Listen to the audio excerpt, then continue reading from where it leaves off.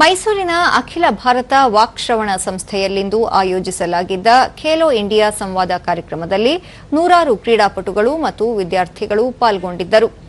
Video conference ಮೂಲಕ ಪ್ರಧಾನಿ ನರೇಂದ್ರ ಮೋದಿ ಅವರ ಸಂವಾದದಲ್ಲಿ ಅಂತಾರಾಷ್ಟ್ರೀಯ ಸೈಕ್ಲಿಸ್ಟ್ ಚರಿತ್ ಗೌಡ ವಿದ್ಯಾರ್ಥಿಗಳೊಂದಿಗೆ ಪಾಲ್ಗೊಂಡರು.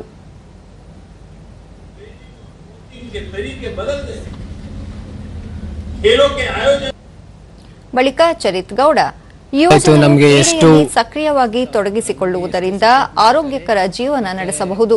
ಕೇಂದ್ರ ಸರ್ಕಾರವು ಕ್ರೀಡಾಪಟುಗಳಿಗೆ ನೀಡುತ್ತಿರುವ ಸೌಲಭ್ಯಗಳು ಮತ್ತು ಮೂಲಸೌಕರ್ಯಗಳು ಶ್ಲಾಘನೀಯ ಎಂದರು. ನಮಗೆ ಎಲ್ಲ ಫೆಸಿಲಿಟೀಸ್ ಸಿಗುತ್ತೆ, ಅದು ನೋಡಿ ನನಗೆ ಸಖತ್ ಖುಷಿ ಆಯಿತು. ನನಗೆ ಮತ್ತು ನಮ್ಮಂಥ ಅಥ್ಲೀಟ್ಸ್ಗಳಿಗೆ ಸಖತ್ ಸಪೋರ್ಟ್ ಮಾಡ್ತಿದ್ದಾರೆ ಗೌರ್ಮೆಂಟಿಂದ. ಅದು ಸ್ಕೀಮ್ಸ್ ಎಲ್ಲ ಹೊಸ ಸ್ಕೀಮ್ಸ್ ಎಲ್ಲ ಬಿಟ್ಟಿದ್ದಾರೆ. ಸೊ ಅದೆಲ್ಲ ನೋಡಿ ಖುಷಿಯಾಗಿದೆ. ಎನ್ಎಸ್ಎಸ್ ಕಾರ್ಯಕ್ರಮ ಸಂಯೋಜನಾ ಅಧಿಕಾರಿ ಡಾಕ್ಟರ್ ಎಂಬಿ ಸುರೇಶ್ ಯುವಜನರಲ್ಲಿ ದೇಶ ನಿರ್ಮಾಣದ ಕುರಿತು ಜವಾಬ್ದಾರಿ ಮೂಡಿಸುವುದು ಕಾರ್ಯಕ್ರಮದ ಮುಖ್ಯ ಉದ್ದೇಶ ಎಂದು ತಿಳಿಸಿದರು.